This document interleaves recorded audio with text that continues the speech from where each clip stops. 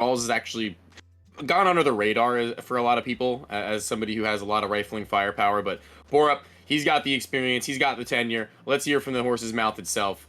Let's get b0rup on in here. Yeah, we're gonna bring b0rup in. Welcome to the desk, b0rup. Congratulations on that win. I mean, I just want to get your raw reaction to that one. Overtime on Overpass, map 3 victory. How did you guys feel at the end? Obviously, it's a great feeling always like pulling that back. We almost do it. We lost a lot of rounds in a row on the T side, but always feels good to like close it out in the end and like stay composed, right? So it's a great feeling finally beating them because we lost to them last time as well, a month ago. Yeah, I actually want to kind of talk to you about that a little bit. So you did lose in that 2-0 fashion about a month ago in CCT, and in that one you had played Vertigo and Inferno. So I want to start with Inferno first and foremost. So losing out on that map about 16-10, did you guys have to go back into that matchup to pull anything to change against this team specifically, knowing you were going against them here today, or was it something that you were just focusing more on your own game in that time between then and now? Well, between the time and then, we have swapped a few positions out and the way we play the map in general, and it seemed that it fitted quite well to the way they played because we've always struggled against the Inferno in practice and officials as well. So just in general, like the entire thing we've swapped around seemed to suit their playstyle or our playstyle against them a lot better than before. Yeah, and then I just want to kind of follow up on that with the idea that in that game you had played Vertigo, and today we see that you don't pick into Vertigo. Instead, you pick into a map that you've been playing a lot more recently than anything else, Anubis. So talk to me a little bit about how you guys look at Anubis in terms of your map pool and how much preparation that you've been doing, and was it intentional to shy away from a map like Vertigo in favor of it? Well, our Vertigo hasn't been the best recently, as the stats show as well. Where Anubis has been one of our main maps, where we always like show up on our T side with good, with a lot of rounds. So yeah, we just kind of went with what we had been playing the most recently and what fitted into their like their map pool as well. And I want to know too, because on an individual standpoint, I mean, Bird from Sky was having a great series overall from like top to bottom, I will say.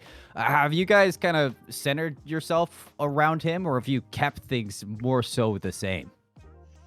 I think it depends a lot on the people we play and the game plan we make. I think you can definitely tell that Bird was feeling it this game.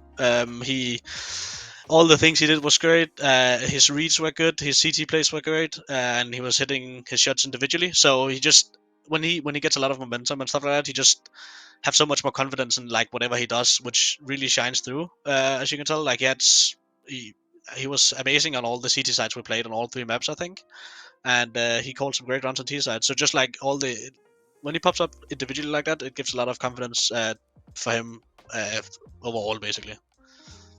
Awesome. Yeah, I love and the that. last question that I had. Oh, you have one more. No, I was just gonna say I thought that you had one more question, so I'm gonna leave it to why not for you.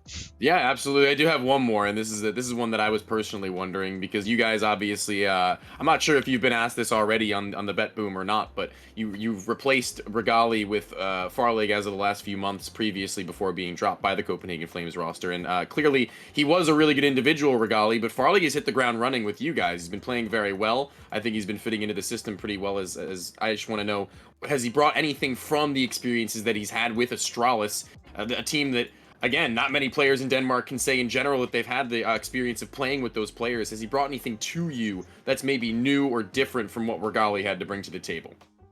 Well, he brings a lot of composure mid round with his communication. He's very calm and he plays the all very methodical, I guess. So he brings a lot of calmness to the mid round that you can really rely on compared to what Regali does. But he has the individual skills, so they have 2 different skill set, both ridiculously talented. But it seems like what Farlig brings is more what we needed.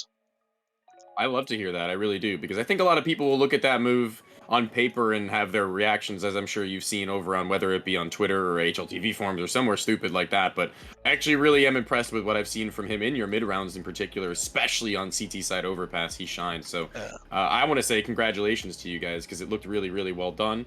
And it looks like it's a nice day out there. Maybe get a little bit of sun if you don't have a whole lot else to do. Oh, definitely. Thank you again, b0rup. Yeah, thank you for coming on, b0rup, and enjoy the rest of your day. Thank you. You too. What a guy. What a guy. You love to hear that from b0rup. Just so down to earth, so open to talk